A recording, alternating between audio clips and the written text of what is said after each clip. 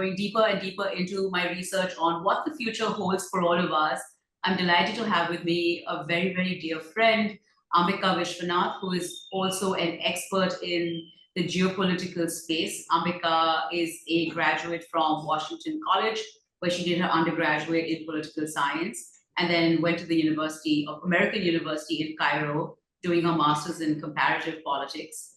She now runs Kubernein Initiative, which I love her tagline, by the way. Listen to this. It says, Kubernein Initiative is an independent, female-led, in bold female-led geopolitical advisory firm based in India, working on mainstream issues that need greater intellectual capacity and focus. I love the way this is going, Ambika, and I think totally sums up your impact and work. Firstly, thank you, Ambika, for doing this.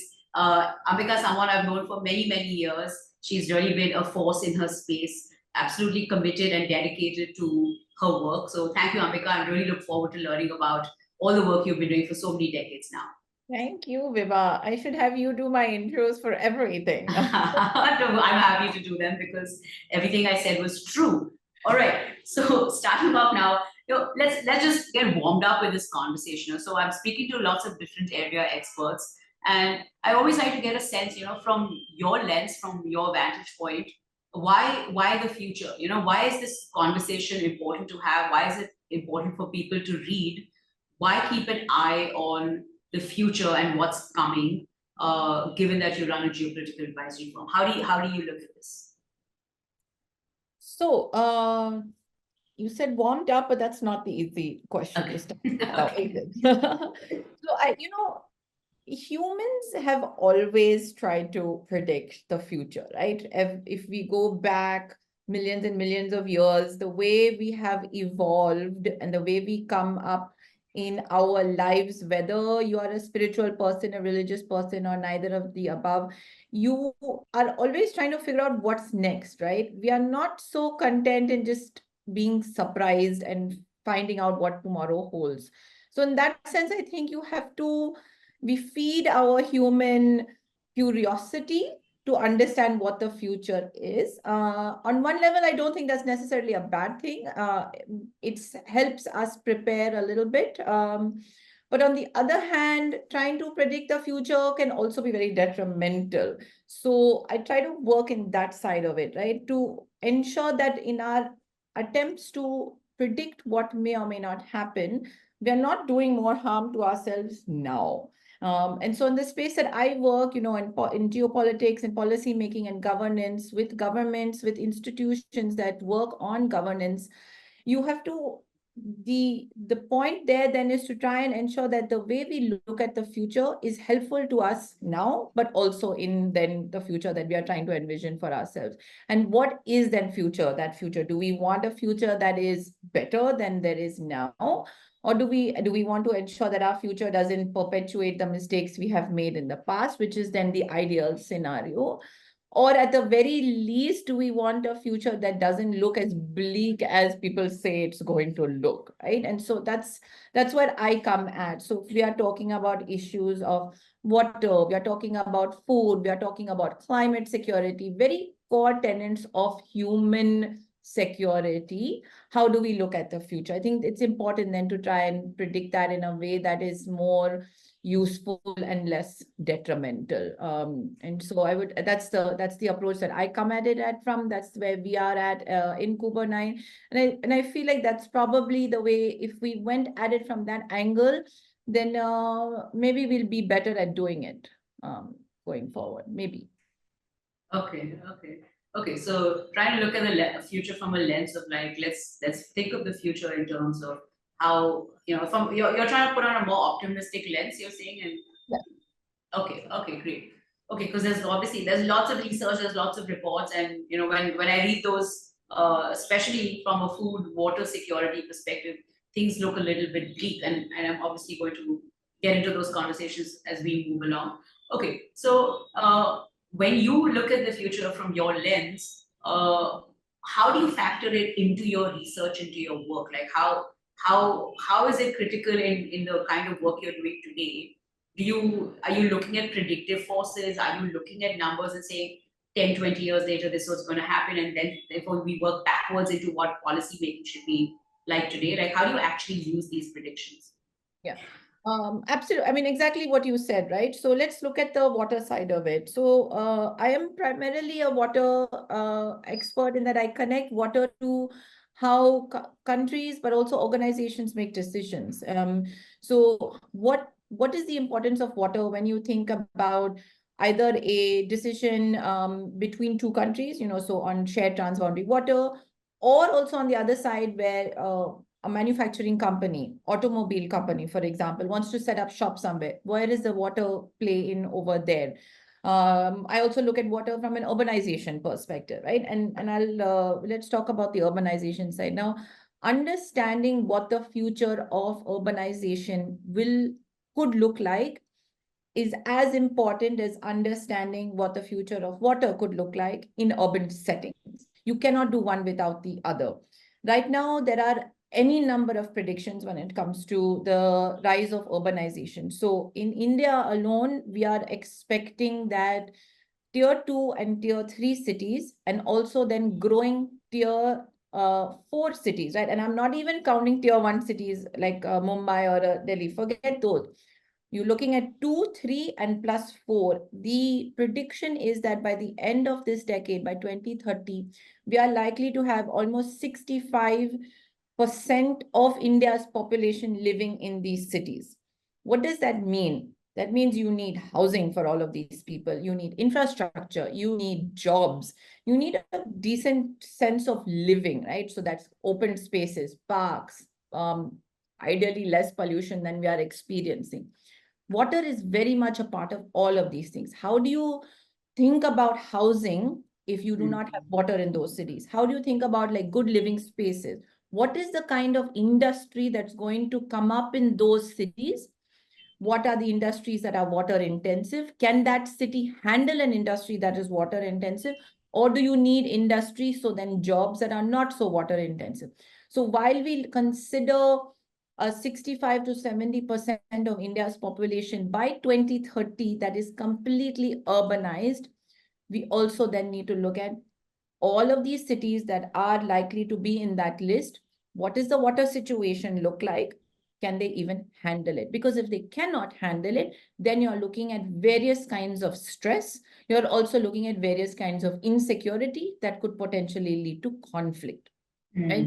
That then Okay. ties into your conflict of sanitation, food insecurity, migration, which then could also lead to your cultural kinds of conflict between groups, between ethnic groups, between economic groups. So to understand all of that, we have to look at future predictions of water, Okay. what we look at, and tie it into some of these other future predictions, right? Okay, wow. Okay, wow. Okay, so starting with water, we move to conflict resolution, and it all sort of the underlying factors, like we need to know what's coming in the future. Is this 65% number even accurate? And if it is, then what do we need to start doing from today to prepare for that future? Okay, so extremely critical. In your field, it sounds like these numbers are important. You really do need to keep a lens on trends and what's going on. As you do this, what are you seeing? What are some of the factors that are influencing what the world is going to look like in the next 10 or 15 years? What are some of the factors that you guys are seeing today as emerging influences? So let me give you two key factors. I mean, there's several, but to continue with this theme of what, let's continue on the theme of water, climate, and urbanization, right? Because that's where people are looking at moving to, right? Opportunity. Where is the biggest opportunity in developing nations right now? It's in cities. And whether you're talking about India or whether you're talking about countries that are developing in Africa, Latin America, or Southeast Asia, right? This is your major belt where economic development is at the fastest rate versus your already developing nations belt where the development is at a much slower rate. Movement there is different. So let's talk about the economic development belt. The opportunities are in the cities, right? So the two key factors are people that are, what are they considering? Whether you're talking about that group of 20-year-olds right now who have just started working and are looking for opportunities, or in 10 years, 10, 15 years down the line, that next group of people that are going to come into work. One is opportunity, but it's not the kind of opportunity that we looked at 20 years ago when we started working, but it's more also the opportunity that comes with better care. Is the care economy in that city good? Is the safety and infrastructure in that city good? And is my quality of life, does it have balance? I think these are the factors that are going to play a much bigger role than when we came into the job force, or even 40 years later. The opportunity there was, is there a job? Can I bring my family? And can I live there? Right? So the questions that are going to be asked, and so cities are going to need to think about it, because when it comes down to city X and city Y, if X offers everything that I need, along with a better care economy, along with a better quality of life, along with some balance, then I'm going to pick X over Y, even if Y had maybe 3 job offers more than X did. Because these are the factors that are going to be important to me. Why? Because it then pertains to my health security as well. It pertains to my family security as well. It pertains to how I want to live my life. And the next generation is asking that question as to, I want to live my life in a way that it's not just, that maramari rat race, but it has something else along with it. So cities need to be asking themselves this question: are they going to be providing these opportunities to people? And companies need to be asking these questions as well. Okay. So you're saying Factors, yeah. you're saying just it's a paradigm shift. When we looked for jobs earlier, it was a very rudimentary, fundamental, like I go where capitalism, right? Like I go where I get paid most, and it's as simple as that. There's this osmosis from lesser money to more money. And you're saying that's going to now shift, and people are going to ask more sort of health-related questions, where they find more work-life balance, parks, sort of more like overall life experience, as opposed to just functioning and sort of living a everyday mundane existence. There is going to be the shift. Because I think, of course, COVID played a big role here, but it's the technology that plays a bigger role, I would say, because now that concept of remote working is not so alien as it used to be even like 5, 7, 8 years ago. So if I can get a job where I can work, be meaningful, contribute meaningfully, get something meaningful out of that job, but still have a nicer living environment, why wouldn't I do that? Okay, great. Okay, so this is great to understand from an organization perspective. Let's take one more area, since you work either the water area or the sustainability area, or both if you like. What are some of the other factors? People have spoken about technology changing. So what are the impacts you're seeing on water or food? And what are factors that are leading to either, surplus food or, depletion of food resources? And how is that going to pan out from your lens? So connecting it back to what I said earlier, right? So if we see this shift towards, and in the growing economies of the world, if we see this shift to living in urban spaces, because that's where your opportunities are, then it will also come down to adding to water stress, and the stress on better environment and sustainable living. If a city is unable to provide that, you're going to see a shift to other urban spaces that can provide it.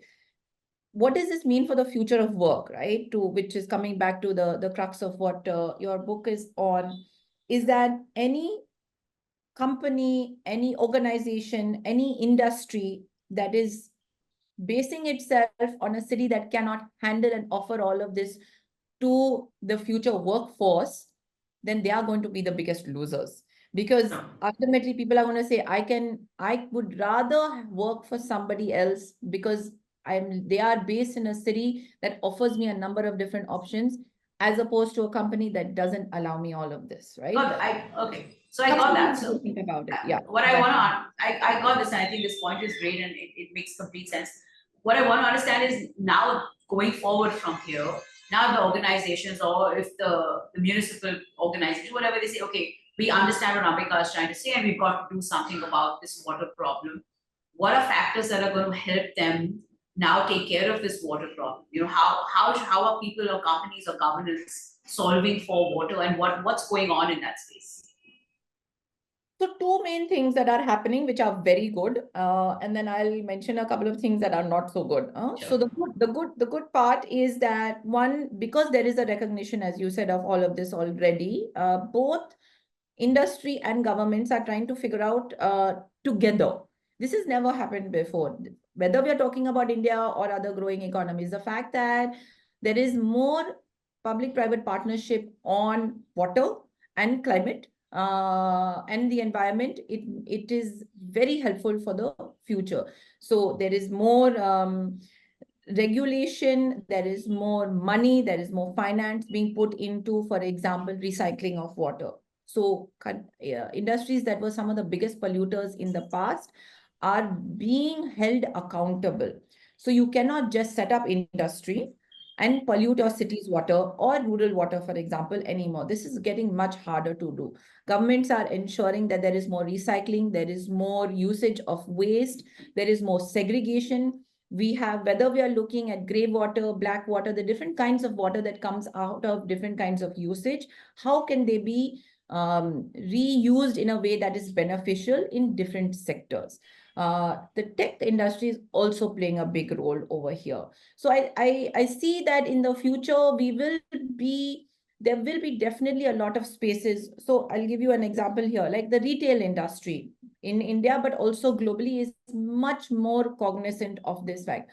Earlier, you did not have the retail industry care at all about the water usage. Your jeans, for example, any product made from jeans is one of the highest users of water. But now that there is a shift over there. So there is some sort of partnership going on, which is very positive. The other thing on the government side is the governments are also realizing that citizen participation is very important. It cannot be only on the government to do all of this. So there is much more involvement. That I would say in India is not as good as certain other countries, but it's definitely picking up in India as well. So the importance of citizen participation. These are two positive trends that I would say will continue on an upward trajectory. Now, there is an argument to say that, for example, companies like Pepsi and Coke and your Nestle's of the world are, of course, some of the biggest polluters, and they will remain so. But because other industries are shifting, eventually they will have no option but to shift, right? Because then it will come down to, do I buy a product from Nestle or do I buy it from another company? The downward trend, the not downward trend, but the not so positive trend I see is that because of the advancement of tech in the water sector, there is a thinking that is shifting that, oh, government had to do something, which has been there for decades, to now the technology will do something. So the citizen, which should also have some onus and responsibility, is not really taking that onus and responsibility. They are saying government didn't do, now technology will do. We don't really need to do anything, right?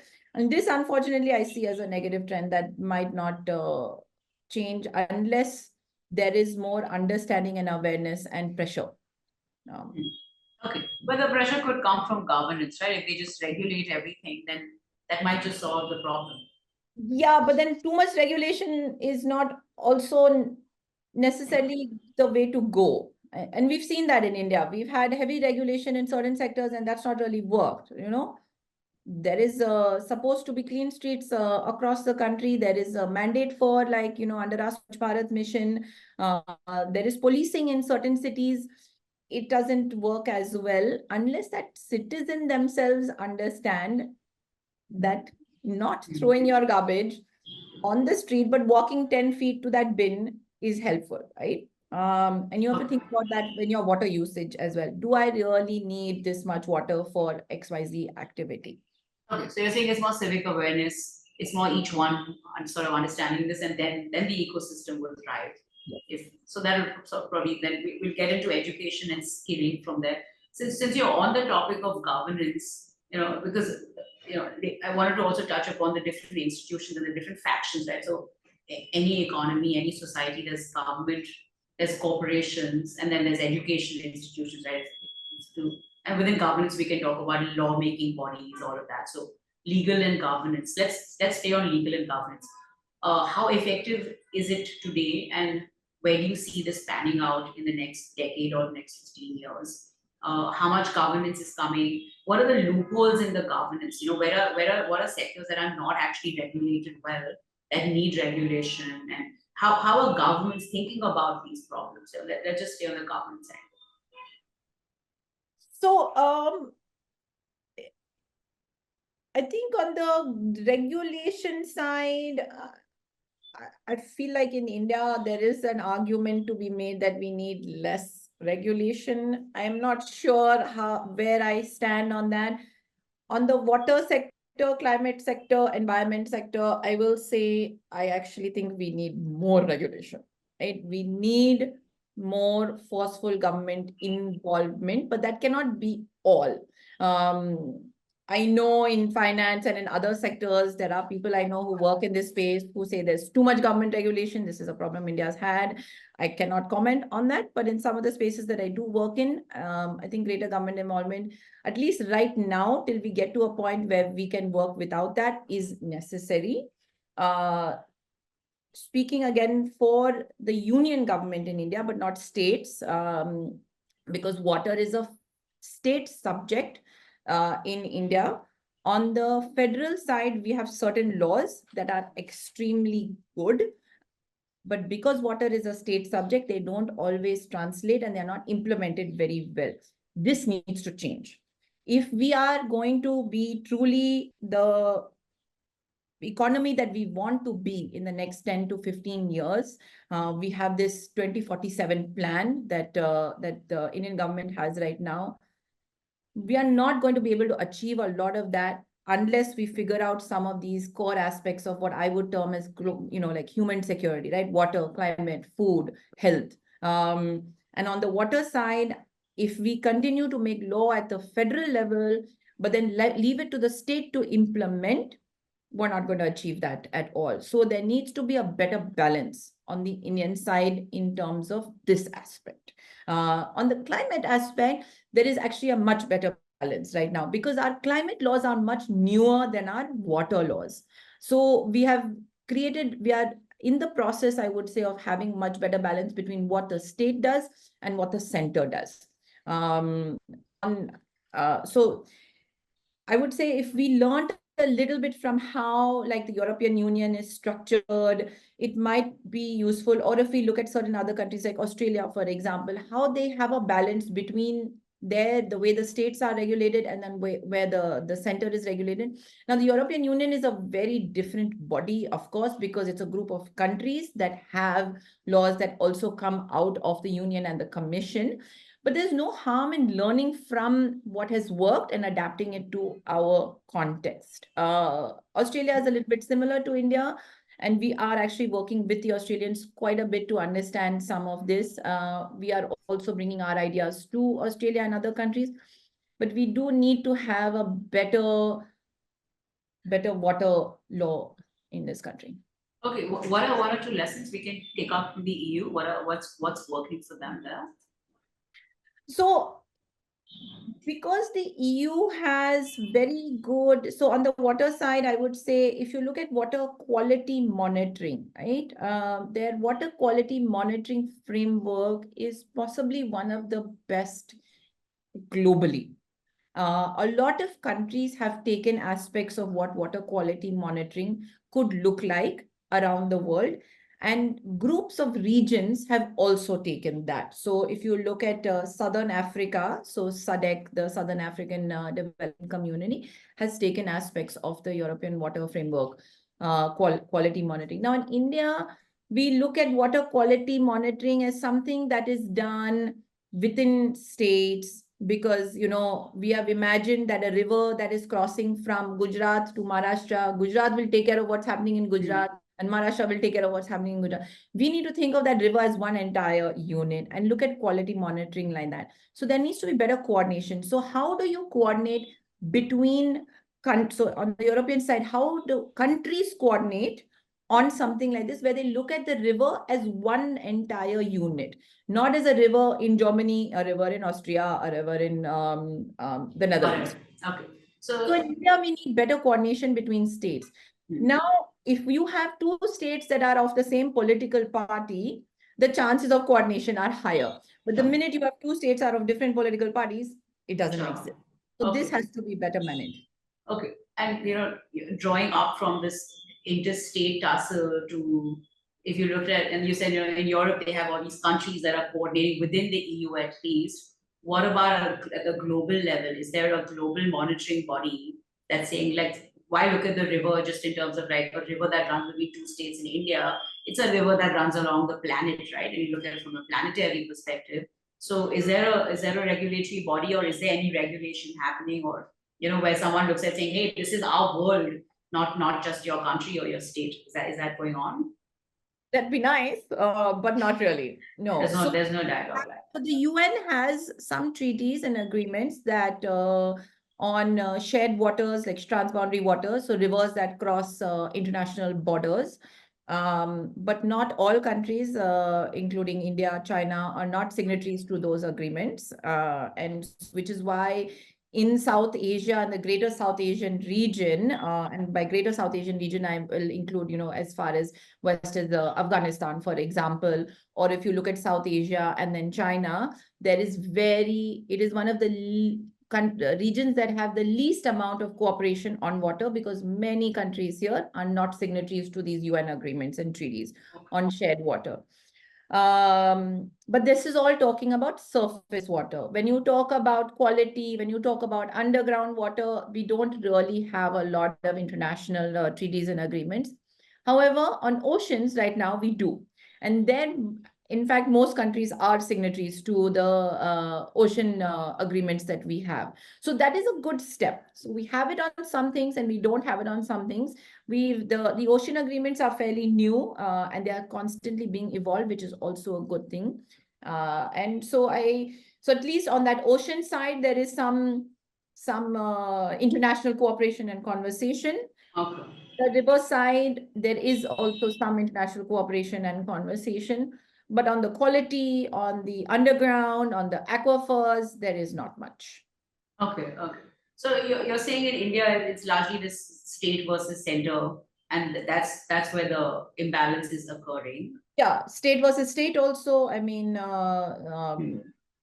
Two different political Kaveri, parties. yeah, the Kaveri Sure. dispute in India is Sure. like age old. Then India, Pakistan, India, China, Bangladesh. These are all age old problems. Okay.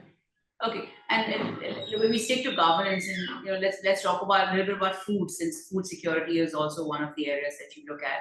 What's going on in the food space in terms of regulation and governance? How do the governments come up with policies, and what sort of policies even exist today to look for food security in the next decade or so? Yeah, so I'm not the best person to comment on the government regulation side of food security because I don't work at it from that angle. So again, we look at food security from the water angle, right? So we work with the food experts because you cannot design laws or anything that pertain to food, agriculture without talking to the water people, right? So we are part of those conversations. But again, you cannot have a conversation with them without the health experts as well, people who work on environment, people who work on livelihood. And so in that sense, while I cannot comment specifically on like how the food regulation is. I will say that working in the water climate space in India, now you see much better interdisciplinary conversation that is happening, that is then feeding into our government policies and our government governance. And this is not just in India, this is globally that this is happening, which is really good.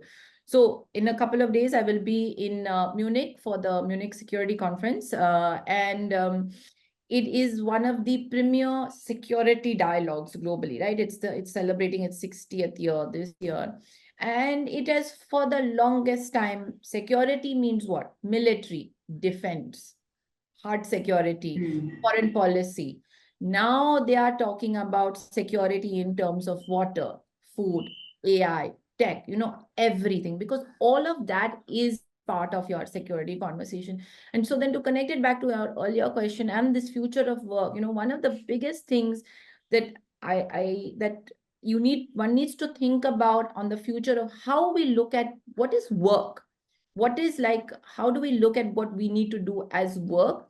This is it. It is these connections. That is what the future of work, I feel like, will look like. It is no longer going to look like this very in-depth, siloed, disciplinary work type of system, because you cannot do that anymore. Then you are going to be very detrimental to your own work career life. Okay, so you're saying the definition of security itself has changed because now it's obviously more sort of real, tangible, everyday factors that also factor into security. And you're saying the lines are blurring now between, okay, because they all interconnect.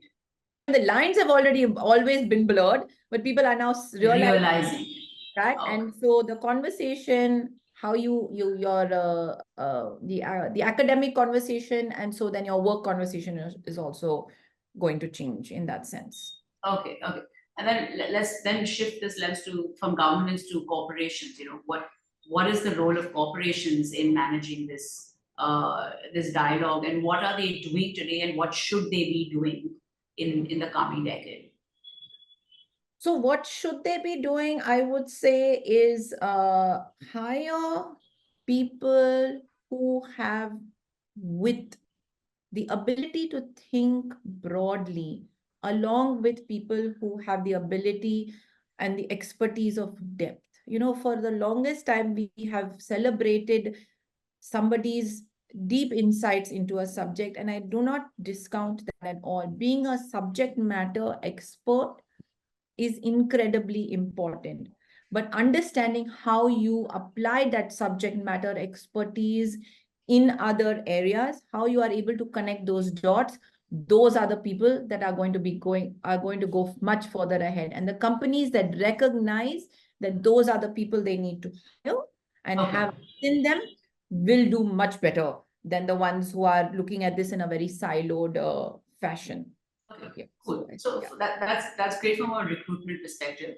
What about from an actual perspective? Like if I write, what is the onus of, that you were talking about automobile manufacturer or jeans manufacturer, garment manufacturer. So I was trying to get more from that perspective. Like what is the onus on corporations from a water security or environmental perspective? So a lot of these companies have started doing is, you would traditionally hire whatever MBAs and engineers and tech people, right?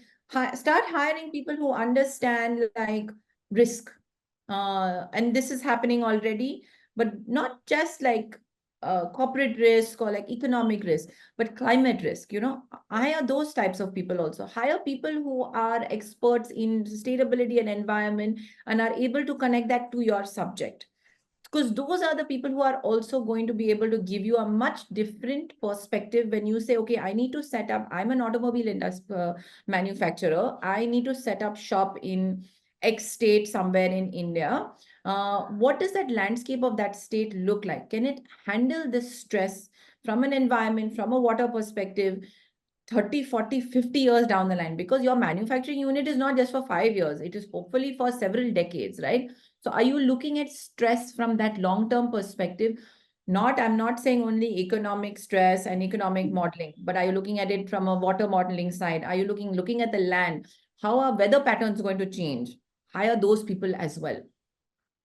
Before we hire them, are these conversations even, like, how do you bring these conversations to the forefront, for a CEO or a founder, right? Like the hiring will come once the awareness is there. So what is going on, and is the government now mandating these things, or you're saying the onus is on companies to say, oh, we want to think about this from a long-term perspective, and like, are they really thinking about the long term before we talk about recruitment? Yeah. No, I understand. I would say there's a mix. I don't think that government is mandating it, and I don't think that the government should either. But when there is a demand from the government for companies, for example, and one company has a better, more holistic makeup of people, then that the government is likely to go with them than with another company, for example. The demand also comes from outside, right? So when you have several foreign companies come to the Indian government and want to have partnerships to set up shop in India, those foreign companies are going to look for partners that look like what I am describing right now, right? And so they will say, okay, let us go with a Tata, for example, that is already thinking about this. Then I won't name other companies that are not Sure. thinking about it, right? So then you have to, so that is one way that this thinking is happening. The other way is that I'm talking about, right? These large dialogues and conferences where you do see more aware CEOs who are in many cases sometimes younger than the average CEO. They are talking about it in these large format events, which then creates the conversation. And then you have others who have also started thinking about it. So it's happening. It's slower than one would like, but it's happening, but it needs to be more. So these large format conversations need to have much more inclusive discussions from a subject perspective, from a people perspective. Then you generate more of these discussions, which then trickles down to how companies think, how they change, then also the way they operate. Okay, okay, cool. So let's take one of the third pillars of society, right? We've spoken about governance, we've spoken about corporations. Let's take the education institutions, right? If you're saying this change needs to come, people need to think about these issues, the lines have now blurred, it's more interdisciplinary, etc. What should educationists be doing? How should curriculum be changing?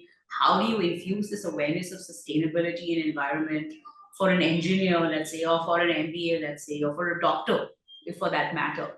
So what is the role that educationists play, and what sort of suggestions would you have for curriculum developers?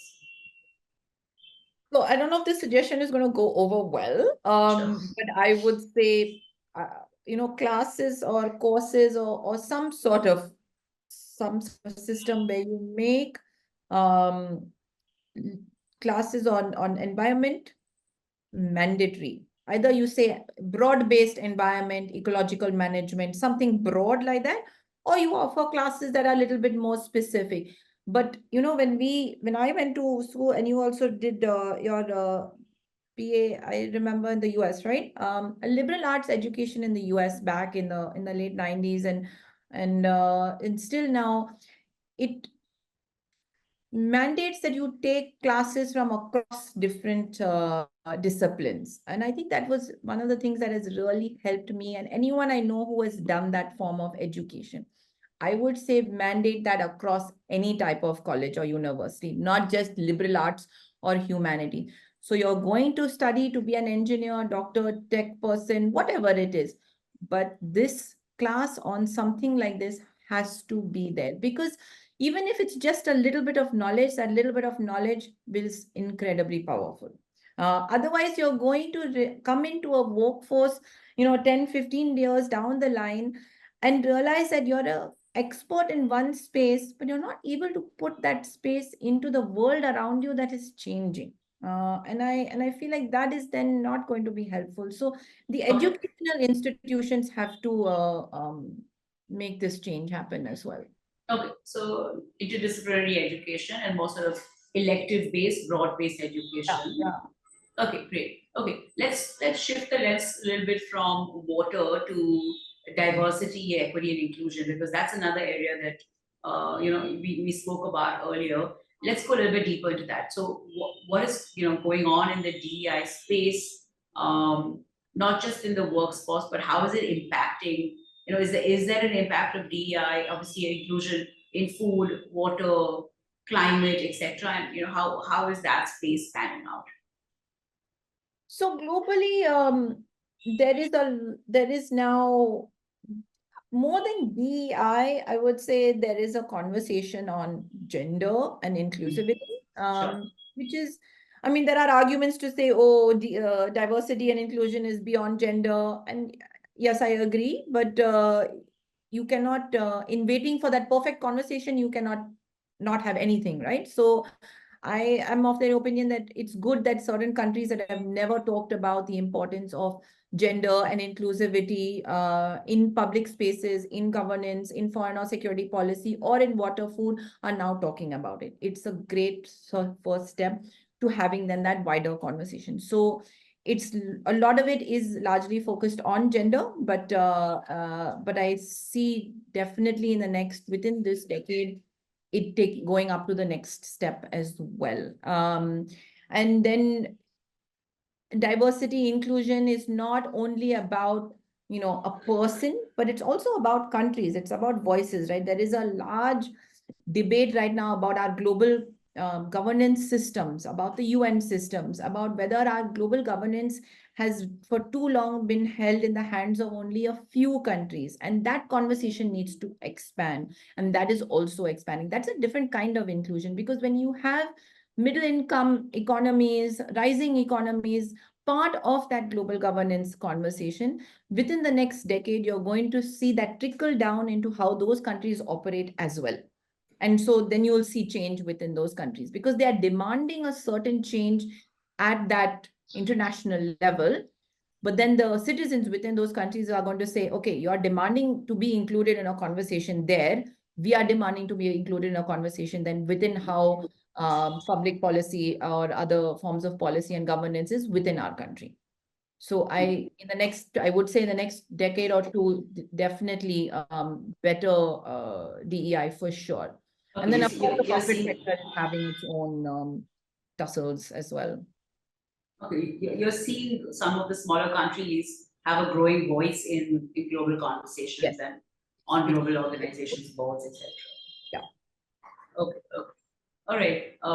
We can shift gears from DEI to, let's see here. Do you want to talk a little bit about diplomacy and, geopolitical affairs as a whole, and how you see that space panning out, and how is that important in when we think about in the environment, climate, food, etc. Like what's going on in overall macro level diplomacy and geopolitical affairs. So that's a good, I mean, question in connection to what I said, right? About how the conversation at the global level on how our systems need to evolve and change, right? And it's not just the UN systems, but it's our trade systems, it's our supply chains, it's how we think about everything from climate, global emissions to food. Now, conflict, because of the conflict in Ukraine, because of what's happening in Gaza right now, the food conversation has suddenly become a very global conversation, because conflict in Ukraine affected our wheat supplies for several countries around the world. And then others, including India, have stepped in and said, yes, we can help out here. But if we had better, robust systems that were a little bit more inclusive, then chances are we'll be able to manage some of these conflicts in a better fashion. Now, ideally, we shouldn't have these conflicts, but that is the nature of human beings at the end of the day. We can have the best global systems, but countries are ruled by people and governments, and they are human. So these are unavoidable. But how do we manage them? The best way to manage them is to ensure that whatever system you need, whether it's on the food side, whether it's on your supply chain side, whether it's on trade, medical equipment, you have a much more inclusive conversation with countries that are globally part of that system. It cannot just be a smaller group of countries, your G7, or I would say even your G20, which is too small when you're talking about some of these topics, are having this conversation. It needs to be a much wider discussion. And that recognition is there now. Again, COVID, I would say, helped in that sense, because we saw how supply chains were heavily impacted. We also saw countries that stepped up to help others, while certain countries did not step up, that were expected to step up. And so there is a shift that perhaps our growing economies might be required when we design new systems. And since we're on this topic of inclusivity and some level of equity, this rising inequity, right? We've been seeing over the last 20 years, it's getting even more rampant right now. Number of billionaires list used to come out. Now the trillionaires list is starting to come. And then there's still a fraction of the world that doesn't have electricity, food, basic supplies, etc. Where do you see this going in the next decade or so? Do you see this polarization becoming even more abject and obvious? Or do you really see some level of leveling out happening? My pessimistic self says I don't see any leveling out at You don't all. see that. I don't. Yeah. I would like to believe. Yeah, but as much as we have better conversation, whether we are talking about, again, I would say India, but in other countries that I work in, much better conversation on so many important factors that have never happened before, right? The very fact that the UN last year had a massive 3-day conference that was devoted only to talking about water and various aspects of water. And it had people come in from all over the world. There is now more inclusive conversation on climate. We're talking about the care economy has become a mainstay part of every single G20. 5 years ago, nobody was talking about the importance of the care economy. What is paid work versus what is unpaid work? The importance of women in this discussion. All of this is excellent. If you live in that bubble where only these conversations are happening, you would think that in 10 years everything is going to get better. But the reality is that conversation is still too small. It's still in a bubble. So I don't see too much leveling. Okay. And as the last one or two questions as we start moving towards this, staying on this theme of contradictions, where are you, are you seeing a gloom day scenario, or are you seeing, a boom scenario where, because the conversation is so rampant, so contradictory, right? You see people in this health tech, med tech space saying humanity is going to now live to infinity, and this is a possibility by 2040, and there's TEDx talks on this, and they really think that people are just going to continue living forever, or definitely average lifespans are going to move from a 60, 62 to now 100, 110. And they're very optimistic about it. They think this is real. You could maybe pop a medicine and take better care of yourself, etc. And you're going to see average human lives shift dramatically by 2040. That's one dialogue, and it's as you said, it's a siloed bubble dialogue, but it is a dialogue that's happening. And on the other end, you talk about food and climate and water, and I go, the earth is going to be depleted of its resources. So how will humanity even exist if we don't have food and water? So there are these two contradictory views. And it's very interesting for me as as an outsider saying, oh wow, both worlds sound plausible. Where do you stand on this spectrum? And is which one is sounding more plausible? And is there really a situation where you genuinely believe that basic resources like food and water might actually get depleted, or is this a little bit is this voiced too strongly just for the sake of grabbing attention? So I think the voice of the water food getting depleted is a bit extreme. I don't, that's not a thing, right? We have been saying, or experts have been saying for the last 30 years that then World War III is going to be on water. Again, it's not happened. It's unlikely to happen, right?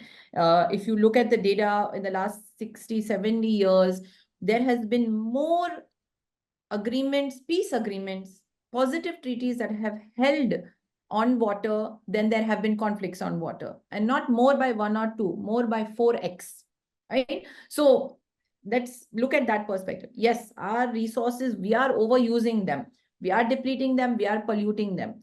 Our food is being grown, but it's also being wasted. Almost 20-25% of the food that is produced annually is wasted. So we need better systems to manage all of that. The climate, its weather patterns are changing. They are not finishing, they are changing. So how can we understand how to adapt to the changing patterns? It's getting hotter in certain places, it's getting colder in certain places. Rainfall patterns are changing. So I think if we can use that tech, firstly, I do not know why anyone wants to live to 150 and just pop pills. That doesn't sound like fun at all. But if we can use that growing tech to better create systems for the management of the way our globe is changing, I think then we will somewhere meet in the middle. I'm probably on that spectrum of, doomsday food and doomsday and positive of, the 150 years and pills. I'm more on this end of everything. But I don't think it's as bad as the people are saying that it's going to be. However, going back to what I earlier said, if we don't understand how to create a system that's a little bit more interdisciplinary, manage our growing cities with the food, with the health, with the water, with governance, with the disinformation, AI, bring it all together in a better fashion, then you're going to have a lot of different kinds of issues like conflict. You're going to have migration that's not sustainable. You're going to have much more inequity because the rich are just going to be able to live better, the poor aren't going to get worse, So I think you'll see all of that. And that is going to lead to, I think, trends that we are probably not even able to see right now. Okay, terrific. I don't know, that wasn't quite positive, but I hope it wasn't too terribly negative. No, I mean it's an opinion, and it's an educated opinion that comes from years of reading and research and being in the space. So, it's interesting because you talked about interdisciplinary as that's sort of an emerging theme throughout your conversation. Companies and organizations and dialogue should all be interdisciplinary. And it's so amazing that through everything you've said, it seems very highly interdisciplinary. You're like, bring the tech people, solve the climate problem. You solve the water problem, you might end up solving for larger conflict at the country, state, whatever, global level. And it seems very, very highly all interdependent and interlinked, which really is interesting because I think it really fundamentally shifts how human beings exist, how they study, what should governance be doing, because the problem is you can't talk about any of these in silos. They all seem to be very heavily interdependent.